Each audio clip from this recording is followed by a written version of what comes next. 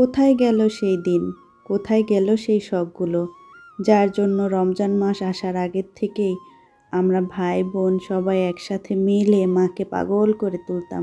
এবার ঈদে আমার এটা লাগবে, ওটা লাগবে, আরও কত কিছু বায়না করতাম। সব থেকে বেশি মিস করি বাবা মা ভাই বোন সবাই একসাথে বসে ইফতারি খাওয়াটা, কারণ বাবার হাতের মুড়ি মাখা না খেলে ভালোই লাগতো না। আজ যে যার মতো ব্যস্ত, বোন একদিকে, ভাই একদিকে, আমি একদিকে, বাবা মা একদিকে, যে যার মতো ব্যস্ত। সব থেকে বেশি ভালো লাগতো চাঁদ রাতে, যেদিনকে সারা রাত জেগে ভাই বোন সবাই মিলে একসাথে বসে মেহেদি হাতে দিতাম। আর সকালবেলা ঘুম থেকে উঠেই সবার হাতে দেখতাম কার হাতে রং বেশি হয়েছে। আগের মতো ঈদের আনন্দটাও এখন আর হয় না। জানি না আবার কবে সবাই মিলে একসাথে ইফতারি করব, ঈদ করব। যাক, অনেক কথাই বলে ফেললাম। আজকে ইফতারি করার পরে নামাজ পড়ে উঠে মনে হলো যে একটু আস্তে আস্তে করে, এর আগের দিনও করেছি পরিষ্কার, আজকে একটু ক্যাবিনেটগুলো একটু মুছে রাখি।